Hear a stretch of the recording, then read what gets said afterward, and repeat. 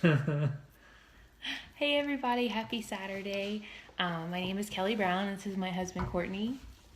And so I just totally put him on the spot. So we are sitting here. I don't know how many of you struggle with this, but it's Saturday. And there are so many things that I want to get done. I have this like long running list. And when I start to talk about what I want to get done, all of a sudden the two things I was thinking of that I wanted to get done will turn into like 30,000 rambling thoughts. For example, like I told him, oh, I want to get the boys' room cleaned. Well, I want to get their winter clothes out. Well, that means I need to take the boxes out and organize them. And then I want to hang pictures in their walls. And then I need to go get paint because they need paint. But they don't have curtains, so we need to get curtain rods. And he just looked at me and was like, hang on.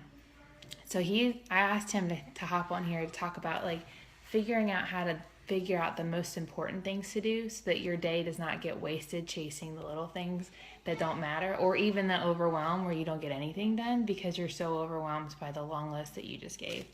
Like this one that I just gave him. So you want me to talk about it? Yes. So I read this book. I know it's not relatively new, but I read this book called Essentialism by Greg McKeown. I'd heard a couple of podcasts and a YouTube video that he did through Michael Hyatt and then Entre Leadership. And he said something about conceptually what our culture is today is that we need to become essentialists because of all the things that we got going on, the things that we could potentially do and all the good opportunities that we could potentially say yes to, that because of technology and because of the advancement and stuff like that, that we have to be essential and choose the essential things.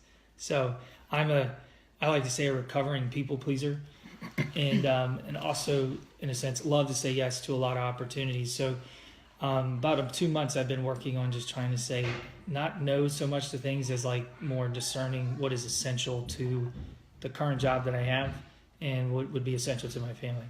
And it's hard because at times you'll be at work and you'll get a phone call or you'll get this email and Courtney, can you help us with this? And oh yeah, I'm needed. I mean, it's gonna be great.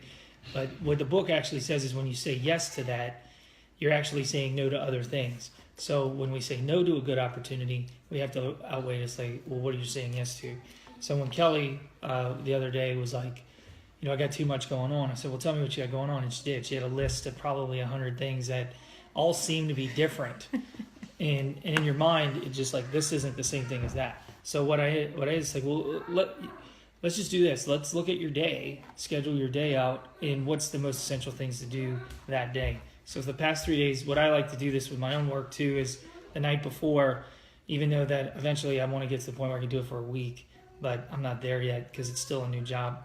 But the night before is lay out your schedule and say, this part of the day, I am going to do this, and that's all I'm going to get done, and to actually be excited that you got that done, and then move on to the next phase. Because the other thing for her is she's got 3 different things she does that she has to do every day. One is she has to take the kids to school. She has to pick those kids up to school. And she has to feed those kids. And they're my kids too. So we're not just going to call them those kids. It's not those. We have 6 of them, by the way. 6 of them. But also that's so essential to the vitality of our family that cannot be missed. And that cannot be something that should stress you out. That's just something that you should do. And to try to find joy in that. But then the other things that she has to do, her power hours, her calls, and then what you start to see when you schedule it out is you can say, well, you know what? On Tuesdays from 9 to 11, I'm going to do my calls. And that's it. Those are my time bracket. And what's interesting is people get the flow of when you do that. Like with my emails, I only answer my emails in the beginning of the day, and I try to answer them at the end of the day. And that way I've covered my bases for that day. Also, too, I do 3 things in my emails now because I get 60 a day. I have 3 things I do with that. One is I look at it and say, can I divvy this out? Can I respond to it in 2 minutes? If I can't respond in 2 minutes, then I archive it or delete it. So if I archive it, it means it's probably something I need to get to later. So what we did today is Kelly's rattling off all these things that we do need in a house, and they all need to be done, but we only have 4 or 5 hours until, something we want to do at night with friends. So we have a 4-hour window to do something. Okay. So what we did was we just took it room by room and said, well, let's just attack it room by room. This seems easy, but when you're in the moment and you see all the things that you do, it can be overwhelming. So to step back and say to the question, what's the essential thing, kind of triage your day, And what I told in the book, it talks about getting down to 6 essential tasks. And that does not mean things that, for example, an essential task for me is prayer and exercise. So I have to do that. That's like an essential task. So that means I only have 4 more to go. So if you start thinking, it gets really difficult because you're like, well, what? So then what you end up doing is saying to yourself, well, that's just going to get done tomorrow. Yeah. And that's really hard to do because in this fast-paced world, we're thinking about it. But there have been many, many statistics now that show that when we're focused and then when we just kind of hammer and hunker down on this one thing, a lot more gets done and more efficiently. So I'm putting it to the test, and I have to say it's been really good. And I haven't finished the book. I'm going to probably finish in a week here. But there's other things he's saying in there that I don't do, and I need to start doing. So It's so good because for me, like the last 3 days at night, he has asked me for my brain dump, so to speak. And I plan my whole week, right? So I have a planner pad and I have my priorities. Like he was saying, like areas of my life, that are key that I have planned. So I have God first, then marriage, then family, then my business. And then my 5th one is like I teach a class or I'm blogging or this kind of video, like my hobby kind of category. And then there are 6 essential tasks in each category, or more like 2 to 3. Mm-hmm. You know what I mean? So like for us as a married couple, it's date night, daily prayer, and focusing on having time where we're connecting every day at home, because otherwise we can get super busy, but it has to be scheduled in. But what I was finding is I could write all those tasks down and I could put them assigned to the day, and I could even highlight them into my calendar, but then my calendar was getting overwhelming because I was putting too much in. So what he's been doing the last 3 days, I've been more productive on Tuesday, Wednesday, and Thursday of this past week, Friday, then I don't even know in how long, because he blocked things off and gave me even time to just not have to do things.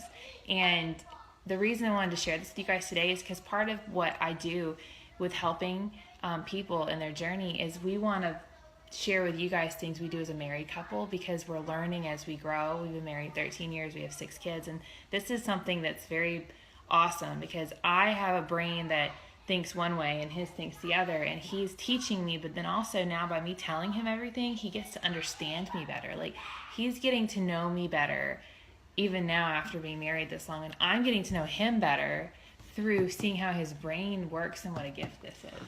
The other thing, too, that I found valuable is that I didn't realize how much value I put into needing to be needed, or even just the amount of things I could accomplish in the praise you get for those things.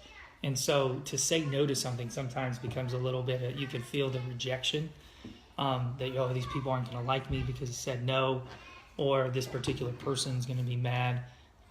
But then by being essential and saying these things, sometimes it's given me better opportunities to say yes to things that are, in a sense, more vital. For example, going to a Boy Scouts camp where I'm not big on, as much as I like processes on the weekend and camping, I kind of enjoy just hanging out. Well, the Boy Scout stuff, you're kind of like doing this, and this, and my boys love it. So, but I knew it was essential to them and to their, their connection with me. So I did spend the weekend doing that, which I could have been doing so many other things, planning for this or planning for that. But actually, the reality was it's actually been really nice to kind of just step back and focus on the weekends and things in the future. So I actually think the book is very prophetic in a way, even though it's not necessarily meant for that. It's more just to kind of call us to task, and it's for businesses.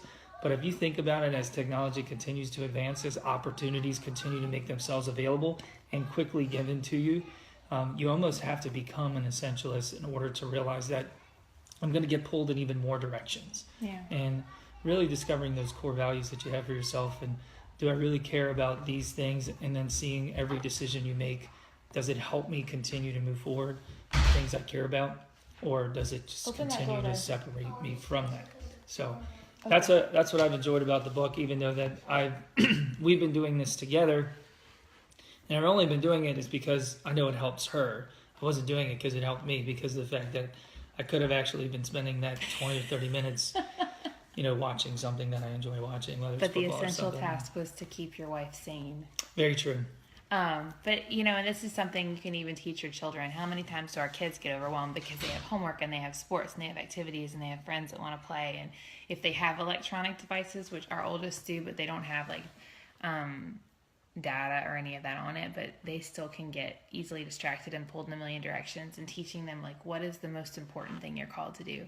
It's really been awesome. We highly recommend, if you want the podcast, it's from the Entree Leader podcast, which is one Dave Ramsey wasn't that it? Or was That's it? one of them. You could just go You know to what? it It was a says YouTube video. So let me know if you want that. Just post it below or comment or shoot me a message and I can find the link. It was really good. Like, I was really blown away by it. And this is, I mean, we could talk about marriage things and relationships and praying, but this is a part of it too, like learning how to run your household. Like, Courtney and I both struggle with people pleasing and overwhelming ourselves to the point that we're overstretched and never able to like feel like we serve our family's needs. And I would say the last 3 weekends, we have met our family's needs better than ever.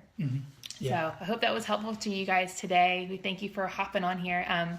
You can click follow if you want further updates whenever we come on live. Feel free to share this with anybody that you think this could help. And if you have any questions, we would love to hear from you. Just comment below. So anything else? No, I'm good. You did good. He did not prepare for this at all. See, everyone thinks I'm the organized one. You. Sure. Okay. Bye.